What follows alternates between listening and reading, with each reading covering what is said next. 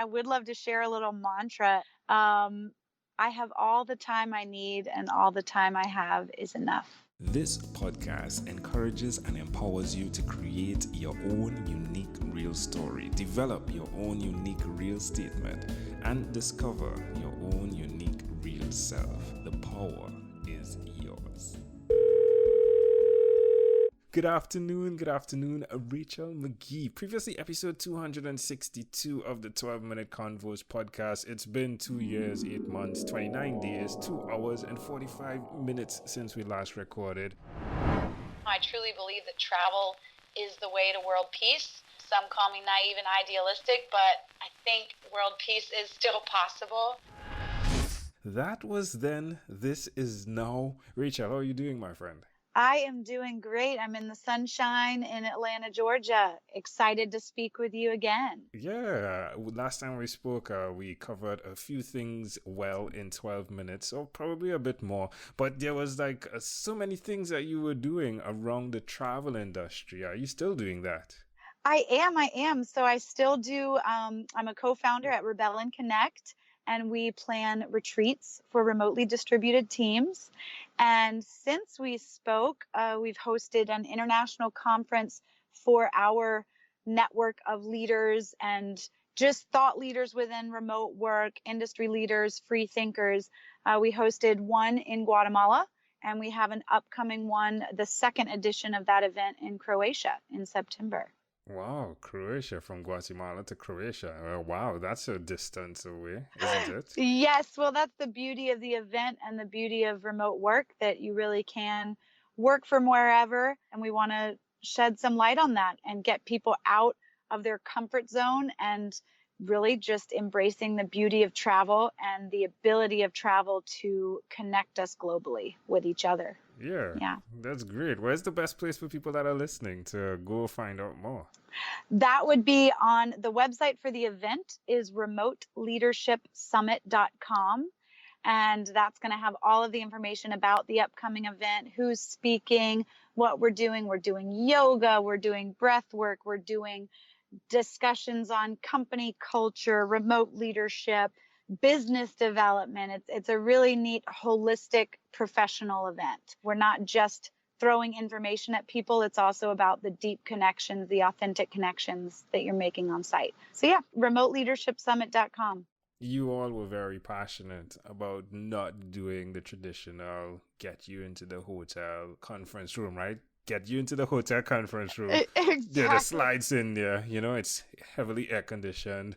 And of course, you have your jacket on. And yeah, you get the slides, you get the notes, and then you get out. It's been a passion of yours all, yeah? Yes, for sure. And, that's the thing about these events. It's so important to still get people together in person, while technology does allow us to connect from wherever. I mean, like you and I are doing right now. It's a beautiful thing, technology, but you really can't replace that in-person human connection.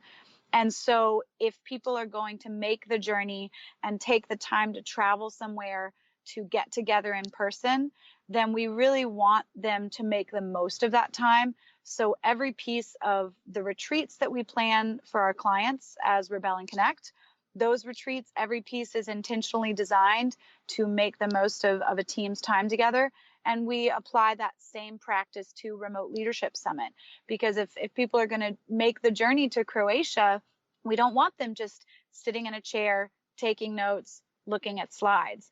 And to do that, we have to give them skills and practices to connect with their body, mind, and spirit. It's a whole person. We're a whole being. I love it. It's holistic. And one of the things you guys have done as well, all right, so there's the concept of you are doing this, and that's great. And then the question comes up, but who are you? And, I think the answer is fascinating thus far, getting people that were on the podcast back onto the podcast to hear the truth, the testimonials of who they are.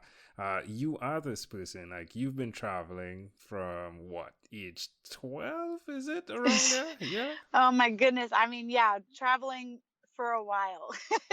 Thankfully, my parents were adamant about getting us out into the world. So that's what they spent their money on, was travel and education. Yeah, Rachel actually paid her first rent at 29, right? Like, like you were all over. Yeah, I didn't live at the same address until I was 29. Oh So, my, it's like, how do you yeah. do that, right? And then let's tap into like the World Venture Foundation and what you did there as well. Yes, so that really, really helped open my eyes to our ability to really give back globally. So that foundation is an incredible foundation. And with them, I've done a lot of work in Guatemala. I've led trips down there to build bottle schools, eco brick bottle schools, and they are just growing exponentially. And it's a really wonderful organization because they have access to a travel club called Dream Trips, Hmm. and they are able to access those members that are passionate about travel and funnel them into these voluntourism type trips. So it's a really neat thing to watch how people connect in a whole nother way when they're volunteering, when they're giving back together. Because the thing about service is when we give back, when we are of service, we're opening up space in our own self to receive as well. So yes, we're doing selfless acts of service, but we're also going to receive blessings in return. And so when you pair that with travel, where you're in a new country or a new city, and you might be a little vulnerable because your walls are broken down, because it's a new space, it's a new place that you're not used to. When those walls come down, when you're out of your comfort zone, and you add the piece of volunteering and service work, it's just magical. And so Hmm. we do actually offer that as a piece to our events that we plan as well. So the event in Guatemala was a completely nonprofit event. So we worked with 2 nonprofits in Guatemala, and all of our attendees at Remote Leadership Summit were doing volunteer work if they wanted to. And, just people bond in a different kind of way. Hmm. How has doing what you've done educationally connect with what you do today, which is, well, I can see the photography part, right? For sure. But the biology side of things, how do they connect? So the biology side of things, it's interesting. So yes, in my time in university, I was an ecology and evolutionary biology major. And while I do love the sciences and I loved studying that, it's not necessarily the field I decided to go into, but there's an application of the biology to everything that I do. I'm an energy healer as well. I practice pranic healing, which is a no-touch energy modality.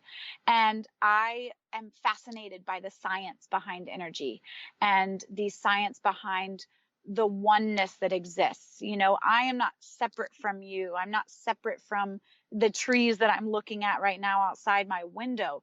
We all exist from the same matter and the same energy. And it's when we connect to that oneness that, again, magic can just happen. And that's what I'm passionate about. I love just being in awe and wonder at the daily creation that's happening.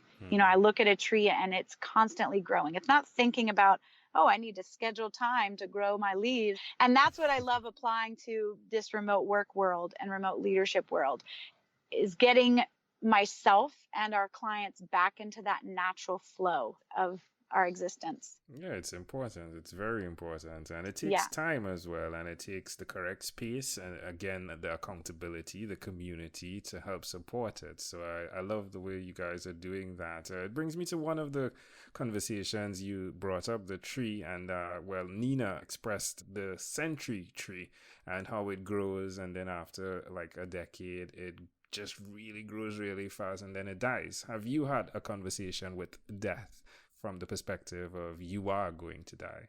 I have. And, my personal philosophy on that is time is endless. And because of my connection to source energy, my connection with nature, with all beings on this planet, I don't feel like, yes, my physical body is going to die, is going to need to leave this earth when it's worn and tired. But my spirit, the essence of who I am, is never going to die. Be that through the legacy I create with my music, with my connections that I build through the remote leadership space.